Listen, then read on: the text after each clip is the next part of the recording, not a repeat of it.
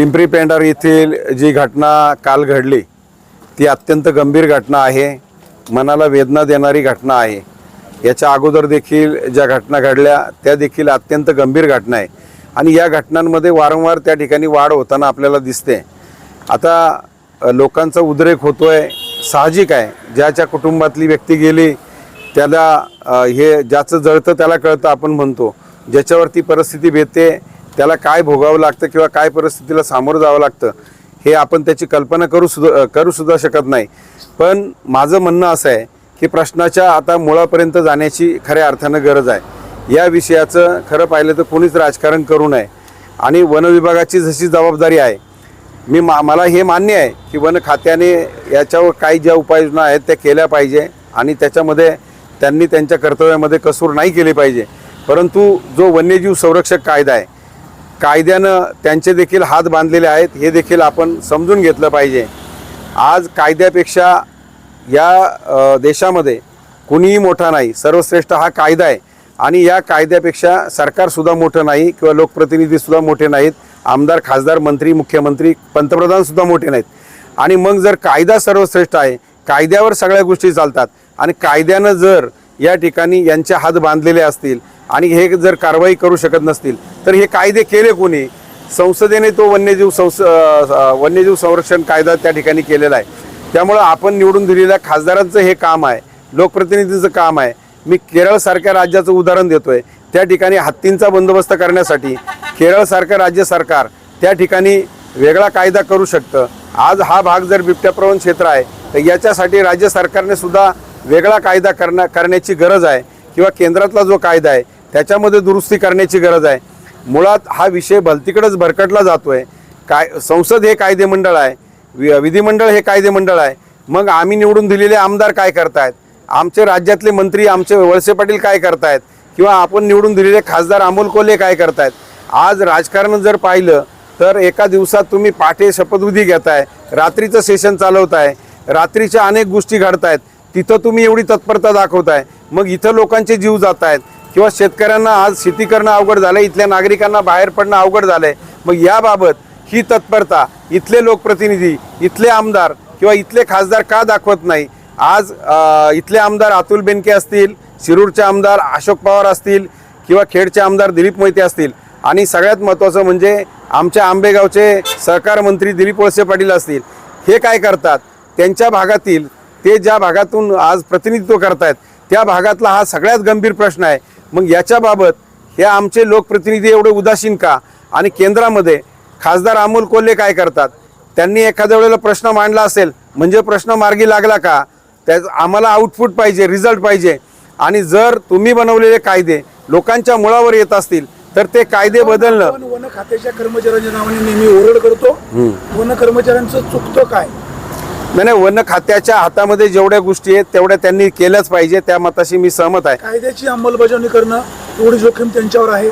कायदे बनवतात राज्यकर्ते, सरकार, हे सरकारने कायदे बदलले पाहिजे, ऑर्डर तसे इश्यू केले पाहिजे। मी तेच सांगतोय वाणी रामेश्वरी इथं साप म्हणून भुई धोपटण्यात काही अर्थ नाही। मी स्पष्टपणाने भूमिका घेतो, तुम्हाला जर प्रश्नाच्या मुळापर्यंत जायचं असेल तर त्याला कायदा तुमचा त्या ठिकाणी आडवा येतोय आणि कायद्याच्या भाषेतच याला उत्तर मिळेल। आणि आपण जे लोकप्रतिनिधी निवडून देतोय, आमदार खासदार निवडून देतोय, यांचं काम काय? केंद्रातल्या सरकारचं काम काय? राज्यातल्या सरकारचं काम काय? आणि मग कायद्याचा आधार घेऊन तुम्ही जर याचा बंदोबस्त केला तरच इथं बिबट्याचा बंदोबस्त होऊ शकतो। अन्यथा असं कितीही राजकीय स्टंट कोणी केले तरी याच्यातनं काही साध्य होणार नाही। मी परत एकदा जबाबदारीने बोलतोय, याच्या अगोदर देखील आंदोलनं झाली, त्याच्यात सुद्धा काय काय आश्वासनं पालकमंत्री अजितदादांना दिली ते सगळं तुम्हाला माहिती आहे, मला देखील माहिती आहे। मग त्याच्यातनं काय निघालं? काहीच निघालं नाही। मग येऊन जाऊन फक्त आज आता वन खात्यामध्ये काम करणारे कोण आहेत? हे लोक जुन्नर, आंबेगाव, खेड, शिरूर या भागातले किंवा काही लोक थोडेफार बाहेरच्या भागातले असतील। अरे ही आपलीच मुलं आहेत, आपल्याच मुली आहेत। मला सांगा, त्यांचे हात जर कायद्याने बांधले असतील तर मी मगाशी सांगितल्याप्रमाणे साप म्हणून भुई धोपटण्यात अर्थ नाही। प्रश्नाच्या मुळाशी जा। इथल्या लोकप्रतिनिधींना आणि सगळ्याच राज्यकर्त्यांना, राजकारण्यांना मला विनंती करायची आहे, आमची तर प्रामाणिक भूमिका आहे।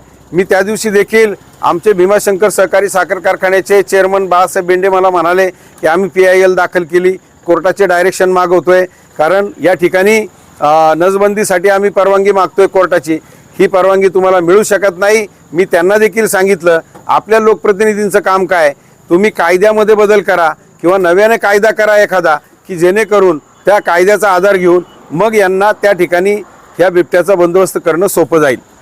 ही आमची या ठिकाणी मागणी आहे आणि आम्हाला प्रश्नाच्या मुळापर्यंत जायचं आहे. आम्हाला कुठल्याही पद्धतीने या विषयाचं राजकारण करायचं नाही.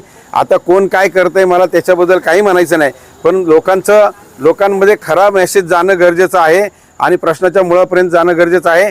त्या दिवशी देखील वाणी साहेब तुम्ही होतात जांबूच्या घटनेच्या संदर्भामध्ये स्पीकर ऑन करून मी त्या ठिकाणी सातपुते साहेबांना विचारलं. सातपुते साहेबांनी देखील त्यांची हातबलता व्यक्त केली. केंद्राचा वन्यजीव संरक्षक कायदा आम्हाला या ठिकाणी आडवं येतोय, कायद्यानं त्यांचे हात बांधलेत. कायद्याच्या अगेन्स्ट जाऊन जर ह्या काही गोष्टी यांनी करायला गेले तर मग मात्र हे स्वतः अडचणीमध्ये येतील आणि यांच्यावरच कारवाई होईल. यांच्या नोकऱ्या पण त्या ठिकाणी जातील. हे लोकप्रतिनिधी असतील किंवा राजकारणी मंडळी, शाने सुरती मंडळी आहात तुम्ही, हे तुम्ही समजून घेतलं पाहिजे. हे माझी तळमळीची या ठिकाणी भावना आहे. तुम्ही प्रश्नाच्या मुळापर्यंत जा आणि याचं परमनंट सोल्युशन काढा. आता कोणत्या पार्टीत आहे, कोण सत्तेत आहे, कोण विरोधात आहे, कोणाला सत्तेची स्वप्न पडतायत, कोण आता सत्तेमध्ये आहे. अरे तुमचं राजकारण तुम्हाला लकलाभ असू द्या, लोकांचा जीव जातोय, तुमचं राजकारण थोडं बाजूला ठेवा आणि प्रश्नाच्या मुळापर्यंत जा आणि मुळाला घाव घाला, तेव्हाच हा प्रश्न निकाली निघू शकतो. अन्यथा याच्यातून काहीच होणार नाही, असं माझं स्पष्ट मत या ठिकाणी आहे. काल परवाची जी घटना घडली ती अत्यंत गंभीर आहे, मनाला वेदना देणारी आहे. या ठिकाणी आमची माय भगिनी जी बिबट्याच्या हल्ल्यामध्ये मृत्युमुखी पडली, त्या माय माऊलीला आम्ही आमच्या शेतकरी संघटनेच्या वतीनं भावपूर्ण श्रद्धांजली अर्पण करतो. आणि आज त्या कुटुंबाची परिस्थिती जर आपण पाहिली तर अत्यंत गंभीर आहे.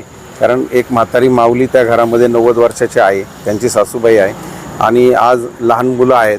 आज त्या कुटुंबावरती फार मोठी गंभीर घटना, आपत्ती त्या ठिकाणी कोसळलेली आहे आणि आमच्या सगळ्या संवेदना त्यांच्याबरोबर आहे. मी या माऊलीला या ठिकाणी आमच्या संघटनेच्या वतीनं भावपूर्ण आदरांजली अर्पण करतो.